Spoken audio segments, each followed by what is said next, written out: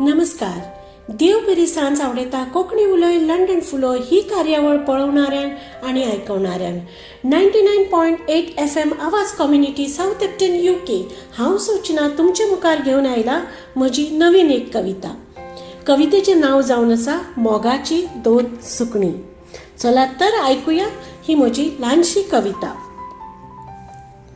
ढगान दिसली उडलेली दोन सुकणीं, ढगान दिसली उडलेली दोन सुकणीं. विचार तांचो एक आणि ढग तांचे एक, विचार तांचो एक आणि ढग तांचे एक. ढगान दिसली उडलेली दोन सुकणीं. पदां ती सुंदर गायत आसलीं, एकमेकांक दोगांय साथ दित आसलीं. पदां ती सुंदर गायत आसलीं, एकमेकांक दोगांय साथ दित आसलीं. ढगान दिसली उडलेली दोन सुकणीं, ढगान दिसली उडलेली दोन सुकणीं.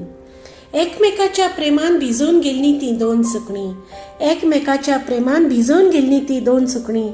दोळ्यांतल्या दोळ्यान एकमेकाकडे उलयताली ती दोन सुकणीं, दोळ्यांतल्या दोळ्यान एकमेकाकडे उलयताली ती दोन सुकणीं. जग वेगळें विसरून गेल्ली ती दोगांय सुकणीं, जग वेगळें विसरून गेल्ली ती दोगांय सुकणीं. ढगान दिसली उडलेली दोन सुकणीं, ढगान दिसली उडलेली दोन सुकणीं. ढगान आवाज करून ढगान कुशीक घेताली, ढगान आवाज करून ढगाक कुशीन घेताली. सगळ्या जगाचें लक्ष ती आपल्यार वेधून घेताली, ढगान आवाज करून ढगाक कुशीन घेताली. सगळ्या जगाचें लक्ष ती आपल्यार वेधून घेताली. खंय कितें कोण जाणा स्वप्न तेंच्यांनी कसलें पळयल्लें, खंय कितें कोण जाणा स्वप्न तेंच्यांनी कसलें पळयल्लें. ढगान दिसली उडलेली दोन सुकणीं. निश्चय तांचो खंबीर आसलो पण निवास तांचो पयस आसलो, निश्चय तांचो खंबीर आसलो पण निवास तांचो पयस आसलो.